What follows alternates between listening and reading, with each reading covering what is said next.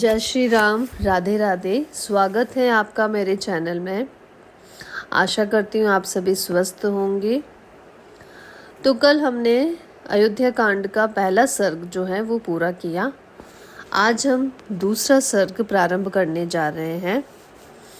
तो सुनिए आज का सर्ग। ततः परिपश्यद सर्वामान्त्रयः वसुधाधिपः हितमूर्धशृणः चैवमुवाचः प्रथितं वचः दुन्दुभिस्वरः कल्पेन गम्भीरेणानुनादिनः स्वरेण महता राजा जीमुत्तः इव नादयनः। अर्थात उस समय राजसभा में बैठे हुए सभी लोगों को संबोधित करके महाराज दशरथ ने मेघ के समान शब्द करते हुए दुदुम्बी की ध्वनि के सदृश अत्यंत गंभीर एवं गूंजते हुए उच्च स्वर से सबके आनंद को बढ़ाने वाली यह हितकारक बात कही। राजा दशरथ का स्वर राजोचित, स्निग्धता और गंभीरता आदि गुणों से युक्त था, अत्यंत कमनीय और अनुपम था। वे उस अद्भुत रसमय स्वर से समस्त नरेशों को संबोधित करके बोले, सज्जनों, आप लोगों को यह तो विदित ही है कि मेरे पूर्वज राजाधिराजाओं ने श्रेष्ठ राज्य का किस प्रकार पुत्र की भांति पालन किया था। समस्त इक्ष्वाकु वंशी नरेशों ने जिसका प्रतिपालन किया है, उस सुख भोगने के योग्य संपूर्ण जगत को अब मैं भी कल्याण का भागी बनाना चाहता हूँ। मेरे पूर्वज जिस मार्ग पर चलते आए हैं उसी का अनुसरण करते हुए मैंने भी सदा जागरूक रहकर समस्त प्रजाजनों की यथाशक्ति रक्षा की है। समस्त संसार का हित साधन करते हुए मैंने इस शरीर को श्वेत राज छत्र की छाया में बूढ़ा किया है। 60,000 वर्षों की आयु पाकर जीवित रहते हुए अपने इस जरा जीर्ण शरीर को अब मैं विश्राम देना चाहता हूँ। जगत के धर्म पूर्वक संरक्षण का भारी भार राजाओं के शौर्य आदि प्रभावों से ही उठाना संभव है। अजितेंद्रिय पुरुषों के लिए इस बोझ को ढोना अत्यंत कठिन है।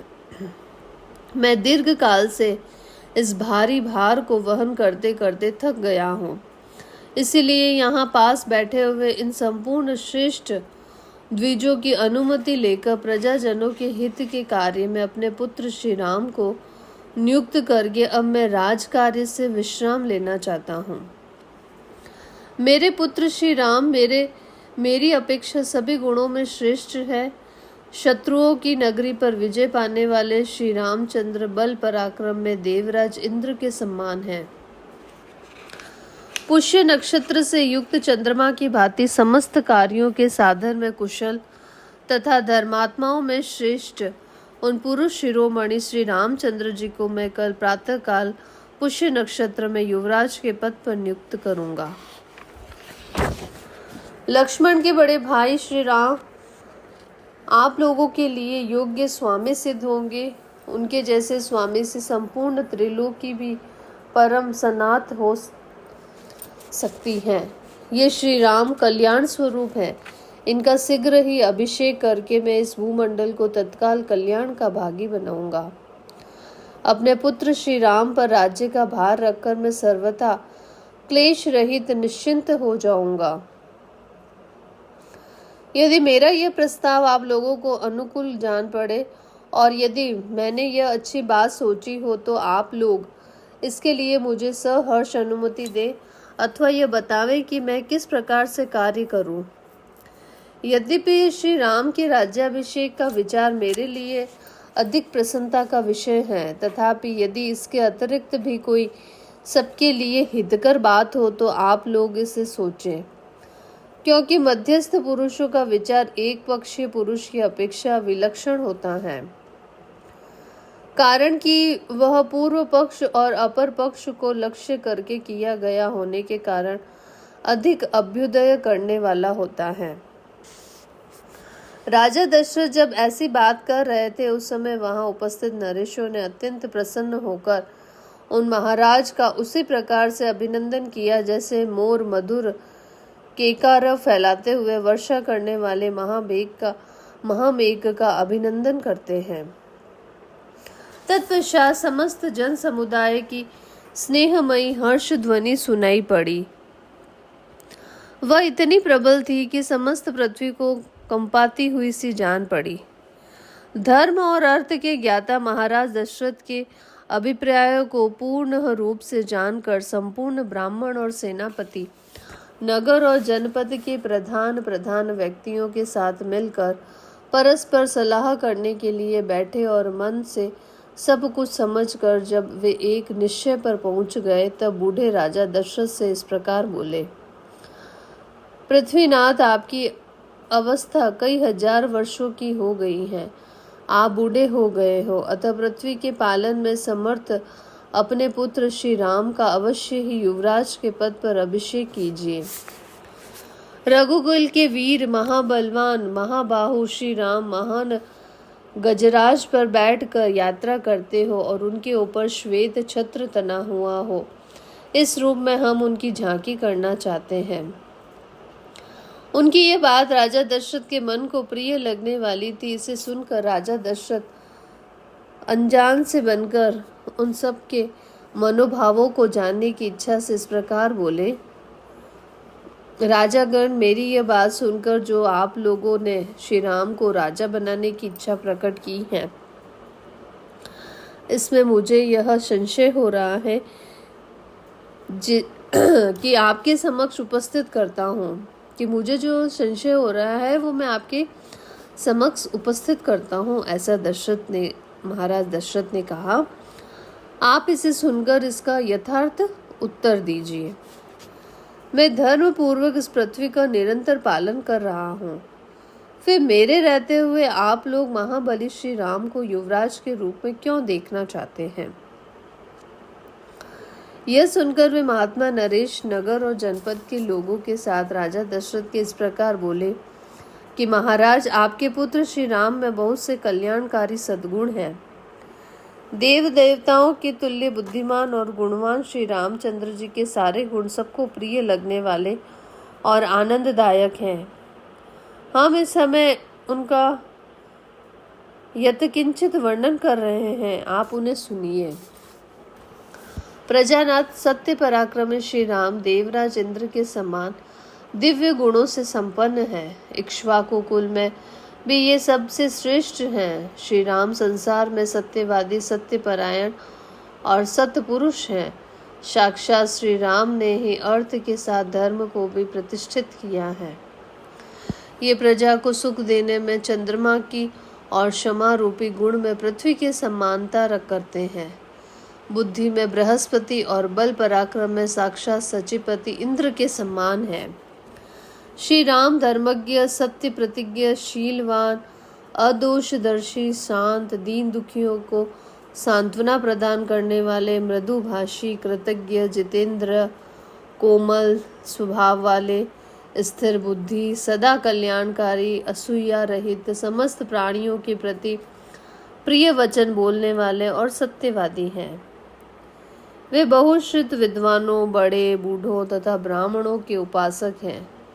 सदा ही उनका संग किया करते हैं, इसीलिए इस जगत में श्री राम की अनुपम कीर्ति, यश और तेज का विस्तार हो रहा है। देवता, असुर और मनुष्य के संपूर्ण अस्त्रों का उन्हें विशेष रूप से ज्ञान है। वे शांग वेद के अर्थात विद्वान और संपूर्ण विद्याओं में भली भांति निष्णात हैं। भरत के बड़े भाई श्री राम गांधर्व वेद में भी इस भूतल पर सबसे श्रेष्ठ हैं। गांधर्व वेद संगीत शास्त्र को कहा गया है। कल्याण की तो मैं जन्मभूमि है। उनका स्वभाव साधु पुरुषों के समान है। हृदय उदार और बुद्धि विशाल है। ये सभी गुण जो है श्री रामचंद्र जी के वो बता रहे हैं। धर्म और अर्थ के प्रतिपादन में कुशल श्रेष्ठ ब्राह्मणों ने उन्हें उत्तम शिक्षा दी है। वे ग्राम अथवा नगर की रक्षा के लिए लक्ष्मण के साथ जब संग्राम भूमि में जाते हैं उस समय वहां जाकर विजय प्राप्त किए बिना पीछे नहीं लौटते। संग्राम भूमि से हाथी अथवा रथ के द्वारा पुनः अयोध्या लौटने पर वे पूर्ववासियों से स्वजनों की भांति प्रतिदिन उनके पुत्रों, अग्निहोत्र की अग्नियों, स्त्रियों, सबको और शिष्यों का कुशल समाचार पूछते रहते हैं। जैसे पिता अपने औरस पुत्रों का कुशल मंगल पूछता है, उसी प्रकार वे समस्त पूर्ववासियों से क्रमशः उनका सारा समाचार पूछा करते हैं। पुरुष श्री राम ब्राह्मणों से सदा पूछते रहते हैं कि आपके शिष्य आप लोगों की सेवा करते हैं ना। क्षत्रियों से यह जिज्ञासा करते हैं कि आपके सेवक कवच आदि से सुसज्जित हो आपकी सेवा में तत्पर रहते हैं ना।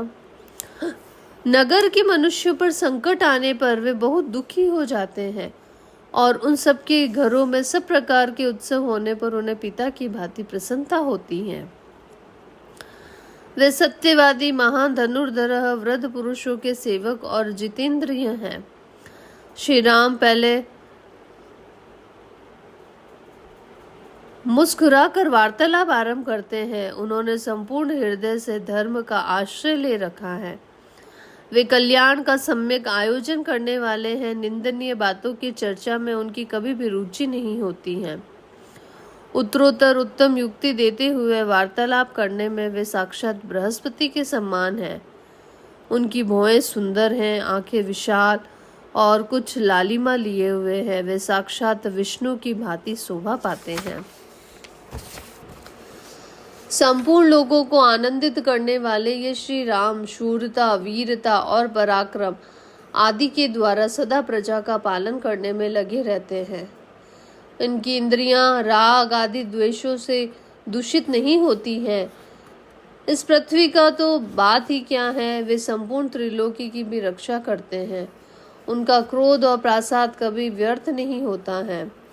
जो शास्त्र के अनुसार प्राण दंड पाने के अधिकारी हैं, उनका ये नियम पूर्व वध कर डालते हैं, तथा जो शास्त्र दृष्टि से अवध्य हैं, उन पर ये कदापि कुपित नहीं होते हैं। जिस पर ये संतुष्ट होते हैं, उसे हर्ष में भरकर धन से परिपूर्ण कर देते हैं। समस्त प्रजाओं के लिए कमनीय तथा मनुष्यों को आनंद बढ़ाने वाले मन और इंद्रियों के संयम आदि सद्गुणों द्वारा श्री राम वैसे ही शोभा पाते हैं जैसे तेजस्वी सूर्य अपनी किरणों से सुशोभित होते हैं। ऐसे सर्व गुण संपन्न लोकपालों के समान प्रभावशाली एवं सत्य पराक्रमी श्री राम को इस पृथ्वी की जनता अपना स्वामी बनाना चाहती है। हमारे सौभाग्य से आपके वे पुत्र श्री रघुनाथ जी प्रजा का कल्याण करने में समर्थ हो गए हैं, तथा आपके सौभाग्य से वे मेरी विनंदन कश्यप की भांति पुत्रोचित गुणों से संपन्न है। देवताओं, असुरों, मनुष्यों, गंधर्वों और नागों में से प्रत्येक वर्ग के लोगों तथा इस राज्य और राजधानी में भी बाहर भीतर आने वाले नगर और जनपद के सभी लोग सुविख्यात शील स्वभाव वाले श्री रामचंद्र जी के लिए सदा ही बल, आरोग्य और आयु की शुभकामना करते हैं। इस नगर की बूढ़ी और युवतियां, सब तरह की स्त्रियां सवेरे और सायंकाल में एकाग्रचित होकर परम उद्धार श्री रामचंद्र जी के युवराज होने के लिए देवताओं से नमस्कार पूर्वक प्रार्थना किया करती हैं। देव उनकी वह प्रार्थना आपके कृपा प्रसाद से अपूर्ण होनी चाहिए।